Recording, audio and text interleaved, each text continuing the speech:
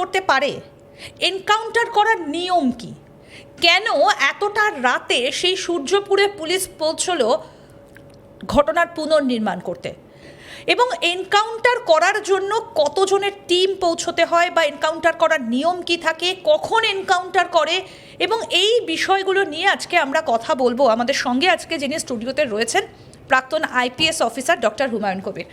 আপনাকে স্বাগত জানাই আজ তাক বাংলায়। আমি শুরুতে যে ঘটনাটা ঘটে গেছে দক্ষিণ চব্বিশ পরগনার বারুইপুরের সূর্যপুর, গোটা রাজ্যকে তো নাড়িয়ে দিয়েছে, এবং আজকে সকালে সবার মুখে মুখেই এনকাউন্টার।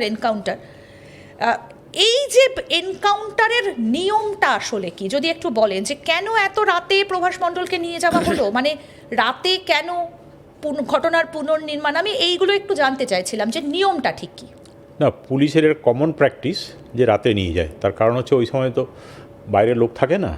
মানে পুলিশ যখনই একটা আসামিকে নিয়ে যাচ্ছে, বিশেষ করে যে আসামিকে এনকাউন্টার করা হয়েছে বলে বলছেন আর কি প্রভাস মণ্ডল, তো মানুষের একটা রেজ থাকে, একটা এজিটেশন হতে পারে, একটা রেজেনমেন্ট থাকতে পারে, অনেক সময় স্ন্যাচ করে নেয় আসামিকে, প্রচুর ভিড় থাকে সেই সময়। পুলিশ যেটা করছে যে রাত্রেবেলা নিয়ে যায়, তাহলে সেই সময় লোক থাকে না, তো দ্যাট ইজ মোস্ট লাইকলি, এটা খুব কমন।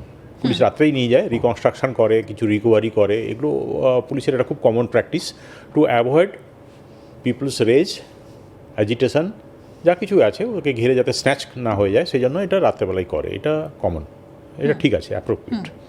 বাট পুলিশ কাস্টোডিতে যে এনকাউন্টার, পুলিশ কাস্টোডি থেকে এনকাউন্টার হয়েছে, আমি এরকমটা মনে করতে পারছি না রিসেন্ট টাইমে ওয়েস্ট বেঙ্গলে কোথাও হয়েছে কিনা। এটা আমার এমনি তো এনকাউন্টার অনেক করেছি, আমি নিজেও এনকাউন্টার করেছি, বা অনেকে পুলিশ এনকাউন্টার করেছে। এই কিছুদিন আগেও কয়েকবার, এই 1 বছর খানেক আগেও এনকাউন্টার হয়েছে ওয়েস্ট বেঙ্গলে, কিন্তু পুলিশ কাস্টোডি থেকে এনকাউন্টারটা খুব আনলাইকলি।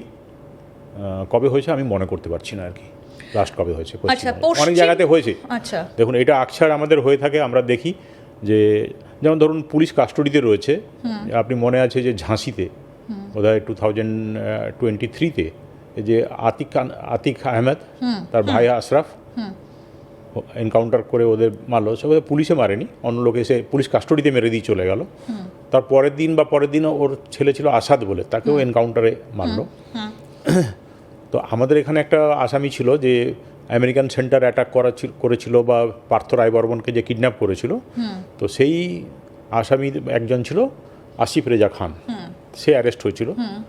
অ্যারেস্ট করার পর তাকে গুজরাটে নিয়ে যায়, আহমেদাবাদে নিয়ে যায়, ওখান থেকে নিয়ে গিয়ে ওকে কাস্টোডিতে এনকাউন্টার করে দেয়। এরকম encounter, police encounter in custody, police custody, সেটা গুজরাটে, উত্তরপ্রদেশে, মধ্যপ্রদেশের আমরা প্রয়োগ দেখেছি, আমি ইভেন তেলেঙ্গানাতে এতেও আমরা দেখেছি, অন্ধ্রপ্রদেশে দেখেছি। কিন্তু ওয়েস্ট বেঙ্গলে পুলিশ কাস্টোডিতে এনকাউন্টারটা সে ভেরি, মানে আমি মনে করতে পারছি। পুলিশ কখন গুলি চালাতে পারে?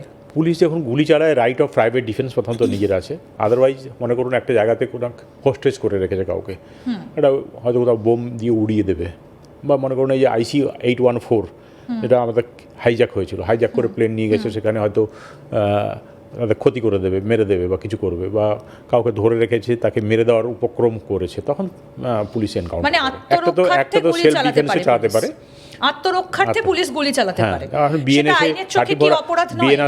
বিএনএস সেকশন যেটা 34 থেকে 44 এর মধ্যে ক্লিয়ারলি মানে এক্সপ্লেন করা আছে যে কোন কোন সিচুয়েশনে করতে পারে। যে 30 এতে হচ্ছে গিয়ে রাইট অফ প্রাইভেট ডিফেন্স হচ্ছে ফার্স্ট, সেখানে হচ্ছে অন্য কোনো জায়গাতে বড় কোনো দুর্ঘটনা ঘটাতে পারে, একটা বোম ফেলছে, বা বোম মেরে কাউকে মেরে ফেলতে যাচ্ছে, বা অন্য কাউকে গুলি চালাচ্ছে, সেরকম ক্ষেত্রে অন্যের লাইফ বাঁচাবার জন্য করতে পারে, নিজের লাইফ তো বটেই, অন্যের লাইফকেও বাঁচাবার জন্য এটা করতে পারে, এটা লতেই রয়েছে। তো মোস্টলি আমরা দেখেছি যে এনকাউন্টার যেগুলো হয় সেগুলো হচ্ছে রাইট অফ প্রাইভেট ডিফেন্সের জন্য। আগে এটা 96 আইপিসিতে ছিল, 46 সিআরপিসিতে ছিল, এখন বিএনএস 34 to 44 এর মধ্যে এটা এক্সপ্লেন করা আছে, এনিমেট করা আছে। আচ্ছা, আজকে যে ঘটনাটা, মানে আজকে সকালে আমরা যে ঘটনাটা শুনলাম, যেটা গতকাল প্রায় 1:45 নাগাদ যে ঘটনাটা ঘটেছে, যে প্রভাস মণ্ডলকে নিয়ে আসা হয়েছিল সূর্যপুরের সেখানে, এবং সে নাকি, যেটা আমরা জানতে পারছি, যে একজন পুলিশ অফিসারের রিভলভার সে বের করার চেষ্টা করছিলেন, তখন রিভলভার বের করে গুলি করার চেষ্টা করছিল সে, তখন আরেকজন অফিসার তার দিকে গুলি চালিয়েছে। আমি একটু আপনার কাছ থেকে জানতে চাই যে আমরা সাধারণত যেটা দেখি যে পুলিশের যে অংশে রিভলভারটা রাখা থাকে, যে খাপের মধ্যে, সেখানে একটা বাটন থাকে, তারপরে সেটাকে আটকানো থাকে কোমরের সঙ্গে, সেটা বার করা কি এতটা সোজা? খুব সহজ তো নয়, তো এইটা আমি ঠিক প্রভাস মণ্ডলে কি আন্ডার হোয়াট সার্কামস্টান্সেস এটা হয়েছে বা ঠিক কী পরিস্থিতি তৈরি হয়েছিল আমি জানি না। এটা নিশ্চয়ই এনকোয়ারি হবে, কারণ পুলিশ এনকাউন্টার হলেই অনেকগুলো রুল ফলো করতে হয়। কি সেটা যদি বলেন। দেখুন, ইমিডিয়েটলি লোকাল ম্যাজিস্ট্রেটকে জানাতে হয়, এটা জুডিশিয়াল এনকোয়ারি হয়, পুরো জিনিসটাকে পুরো করে কর্ডন করে পুরো জায়গার ওখানকার একটা পঞ্চনামা তৈরি করতে হয়, যে সিচুয়েশানটা হয়েছে এক্সপ্লেন করতে হয়, একটা এফআইআর করতে হয় সঙ্গে সঙ্গে, মানে যত কুইকলি অ্যাজ পসিবল একটা এফআইআর করতে হয়, এবং ইনভেস্টিগেশনটা ওই থানার কেউ করবে না, নর্মালি অন্য একটা unit, maybe criminal investigation department হতে পারে, বা ওই জেলারই কেউ করবে সিনিয়র পুলিশ অফিসারের তত্ত্বাবধানে। অ্যাটলিস্ট যে এনকাউন্টার করছে তার থেকে র্যাঙ্কে সিনিয়র হতেই হবে, এটা একদম লতেই আছে, এবং একটা অন্য ইউনিটের কেউ একটা ইনভেস্টিগেশনটা করবে, এটা একটা নিয়ম। একটা জুডিশিয়াল ইনকোয়ারি হবে বললাম, যদি কেউ সঙ্গে থাকে, ইনজিওর থাকে, তাকে ইমিডিয়েটলি মেডিকেল এড দিতে হবে, ট্রিটমেন্ট দিতে হবে, এবং তার একটা স্টেটমেন্ট রেকর্ড করতে হবে জুডিশিয়ালি, ম্যাজিস্ট্রেটকে দিয়ে জুডিশিয়ালি তার স্টেটমেন্টটা রেকর্ড করতে হবে। প্লাস যদি ট্রিটমেন্টের জন্য ফ্যাসিলিটেট করতে হবে, plus within 24 hours national human rights commission এবং স্টেট হিউম্যান রাইটস কমিশনকে করতে হবে। এগুলো হচ্ছে গাইডলাইন্স আছে, সুপ্রিম কোর্টের খুব ক্লিয়ার গাইডলাইন্স আছে। অ্যাকচুয়ালি আপনি এটা হয়েছিল যে 1997-এ DK Basu versus state of West Bengal, সেখানে এই কেসে খুব ক্লিয়ারলি সুপ্রিম কোর্ট এগুলো কিছু ভার্ডিক্ট দিয়েছিল।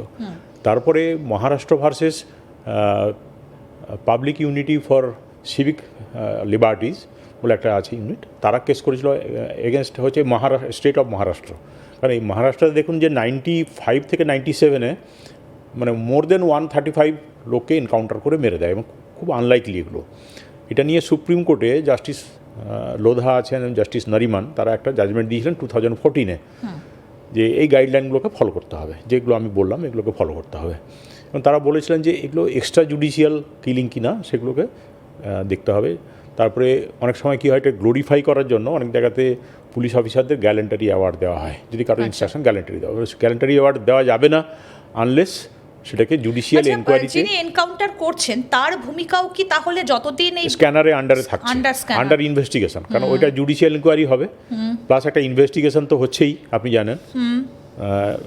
ইনভেস্টিগেশনটা সিনিয়র অফিসার একজন করবে, সে কি রিপোর্ট দিচ্ছে ফাইনাল ফর্মে যখন রিপোর্টটা দেবে, তার বিরুদ্ধে যদি চার্জশিট দিয়ে দেয়, তাহলে সেক্ষেত্রে তো 304 কালপেবল হোমিসাইডের মধ্যে চলে আসবে, তারপর সাজা হয়ে যাবে।